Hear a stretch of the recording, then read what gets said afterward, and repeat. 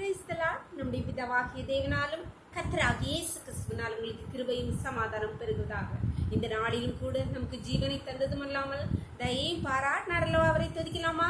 என் சத்துருக்கள் எல்லாம் சங்கரமாக்கி என் எல்லையில் எல்லாம் ஜெயக்கொடியே ஜெயக்கொடியே வெற்றி கொடியே கல்வாரியின் நேசக்கொடியே ஜெயக்கொடியே வெற்றி கொடியே கல்வாரியின் நேசக்கொடியே என் கைகளை விரோதிகள் மேல் உயர்த்தி நீரையா என் நேசையா.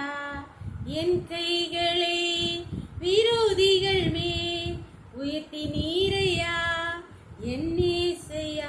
என் சத்துருக்கள் எல்லாம் சங்காரமாக்கி என் எல்லையில் எல்லாம் ஜெயக்கொடியே ஜெயக்கொடியே வெற்றி கொடியே கல்வாரியின் நேசக்கொடியே ஜெயக்கொடியே வெற்றி கொடியே ஜெயக்கொடியே. ஒரு வேத போதி வாசிக்கலாமா? சங்கீதம் 147 அதிகாரம் வசனம் 12-13. எருசலேமே கர்த்தரை ஸ்தோத்திரி, சீயோனே உன் தேவனை துதி. அவர் உன் வாசல்களின் தாழ்பாள்களை பலப்படுத்தி உன்னிடத்தில் உள்ள உன் பிள்ளைகளை ஆசீர்வதிக்கிறார்.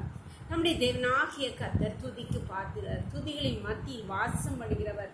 எப்பொழுதும் தூதர்களால் துதிக்கப்படுகிற உதடுகளின் கனியாகிய ஸ்தோத்திர பலியின் மேல் பிரியமாயிருக்கிறவர்.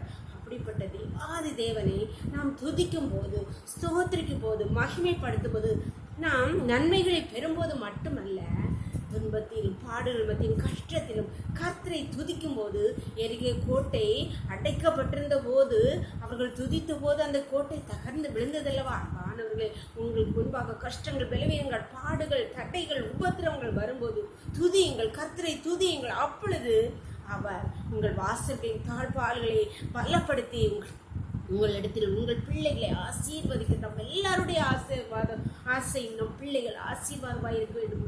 கர்த்தர் சொல்கிறார், நீ துதி, நான் உன் பிள்ளைகளை ஆசீர்வதிப்பேன், உன் வாசல்களை தாழ்பால்களை பலப்படுத்தேன். துதிக்கலாமா? ஒப்பு கொடுக்கலாமா? இன்று முதல் நன்மையின் மட்டுமல்ல, கஷ்டத்தின் பாடுகள் மத்தியிலும் கர்த்தரை துதியுங்கள், சத்தமாய் பாடி துதியுங்கள், கர்த்தரை மேம்படுது. கர்த்தர் உங்கள் பிள்ளைகளை ஆசீர்வதிப்பா. ஜெபம் பண்ணலாமா? எங்களை நேசிக்கிறீங்களா அன்பின் தகப்பனே? இந்த அருமையான நாளை கூட எங்களுக்கு வாய் தந்தீங்களேப்பா, கொடி நன்றியப்பா. நாளின் காலை முதல் மட்டுமா உங்களுடைய தயவுள்ள உங்கள் கிருபைகளை தாங்குதையப்பா. நன்றி நன்றி அப்பா. இப்பொழுது மடியாளோடு இணைந்திருக்கிற ஒவ்வொரு பிள்ளைகளையும் உடைய கருத்திலே தருகிறோம் அப்பா. தங்கள் பாடுகள் மத்தியிலும் கஷ்டங்கள் பலவீனங்கள் மத்தியிலும் உண்மை துதித்து உண்மை பற்றி கொண்டிருக்க ஒவ்வொரு பிள்ளைகளுடைய வாழ்க்கையிலும் அவளுடைய தாழ்பாடுகளை பலப்படுத்தி அவள் பிள்ளைகளை கர்த்தர் ஆசீர்வதிப்பீராக. உங்களுடைய ஆசீர்வாதம் அவள் பிள்ளைகள் மேல் இறங்குவதாக கர்த்தவே. ஒவ்வொருவரையும் தாழ்த்தி தருகிறோமப்பா. இதை ரொக்களையும் மூடி மறைச்சுக்கோங்க. சகல துதியும் கனமும் பலமையும் பலனும் ஞானமும் எங்கள் தேவாதி தேவன் ஒருவருக்கே செலுத்துகிறோம். இயேசுவின் மூல ஜெபங்கள் நல்ல தந்தை, ஆமென்.